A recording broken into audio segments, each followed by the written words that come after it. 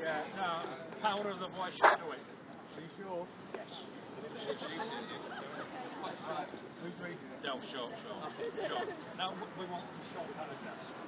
What it is that each speaker in turn will be the voice of, for instance, in a few moments, I will be the voice of Ian Duncan Smith. I will not be the actual Ian Duncan Smith.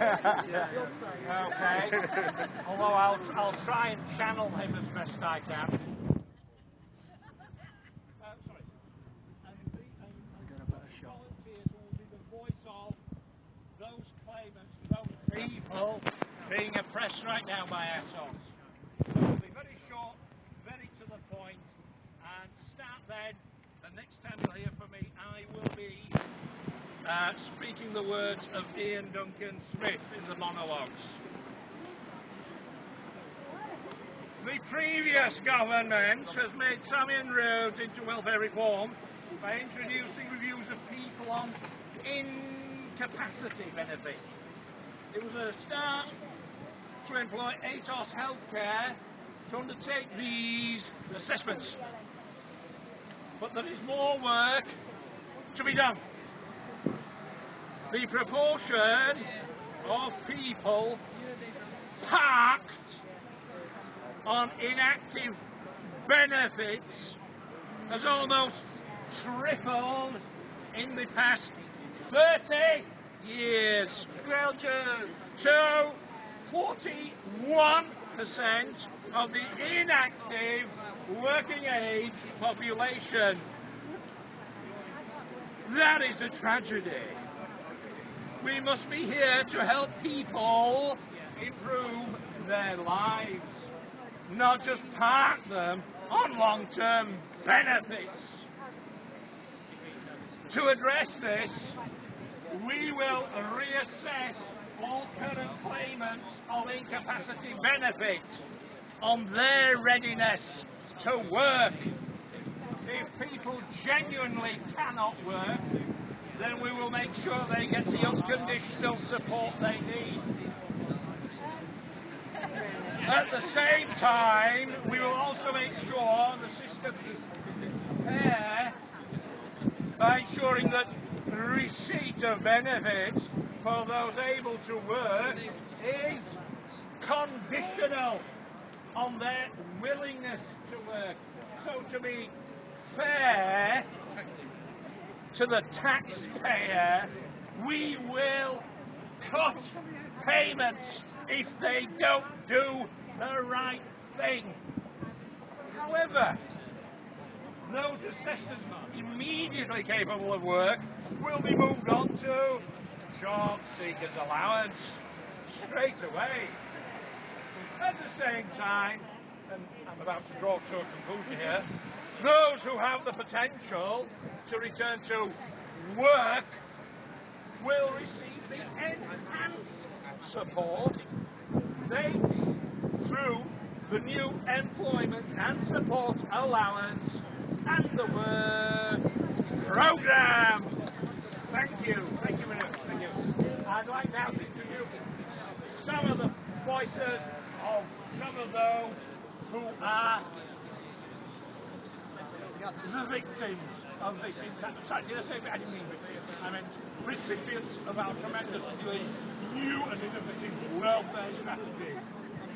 The voice will right. The party with the order want to say this. It says here, do ATOS employ qualified staff. And there's a bloke here who melt candles up with an eye patch. If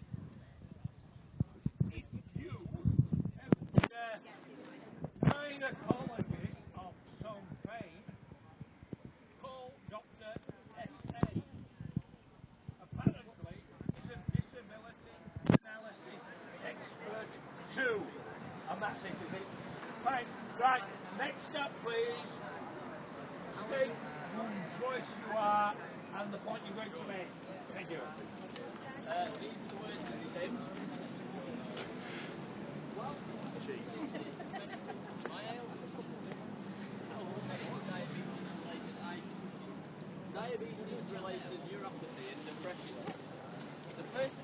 examining me at ATOS was a physiotherapist. Her brief was to go through the questions on her computer software, and, as I discovered when I got a copy of her report, ignore anything I said unrelated to those specific questions. How a physiotherapist was supposed to make clinical judgments on depression is beyond me.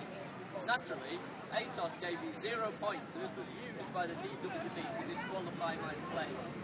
Well, thank you, the voice of Tim. As you see, everything's running perfectly fine. And to back up this rather bold statement of mine, we'll have now the next voice. Tell them whose voice you are, nice, loud and clear, so we can all weep and the violins can play. I'm speaking out for Adrian. I don't know whether to laugh or cry. My doctor says I regularly take the bins out in his report. I rarely do so, nor did I say anything on that subject. They also said I have no problems with my eyes, including under bright electric lights, when I have pretty bad photophobia and hypersensitivity, and that my problems are mental and it will pass in 6 months, which they are not. They are physical and lifelong. Well, thank you. Any more volunteers? This is your opportunity to be a stand-up social commentator. Any more? Any more? Must be more suffering out there, surely. Next, please.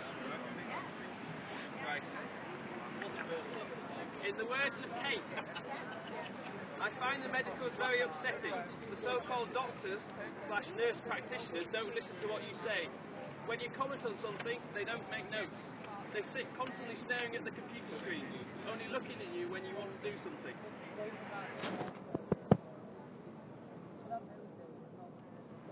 Well, that was rather pithy. Any more pithy comments?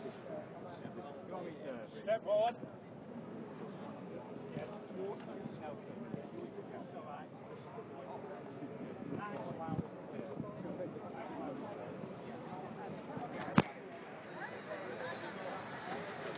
Hello everybody, on behalf of Nelson.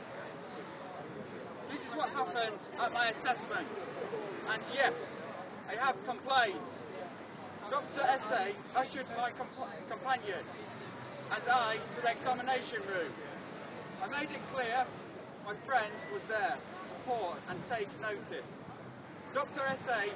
appeared concerned and asked why I wanted to take notes. I thought this was unusual, as well within my right to do so. He then said it was my right to have notes taken, however. There were certain rules I should be aware of before the examination continued. I was astonished to find that he did not have a copy of the rules to hand. It took 20 minutes to get one. He read a small section, but refused to give me a copy. Throughout the interview, the doctor came up first agitated, then defensive, made a veiled threat, became aggressive, raising his voice, waving his arms in the air and pointed at my companion and I. He then became dismissive and intimidated, and finally called the interview to an end, which resulted in a further appointment being made for me to see another doctor at his request. I found him arrogant and often threatening. Well, thank you very much. The last part, of course, is applicable to Ian Duncan Smith, but hey, let's not slander anybody who isn't here to defend themselves. So, unless there are any more volunteers, public performers, etc. and so forth who would like to make a statement, this part of the entertainment is closed for now. Well, go on. A short one. I'm glad the doctor believes in following the Hippocratic oath and not being history.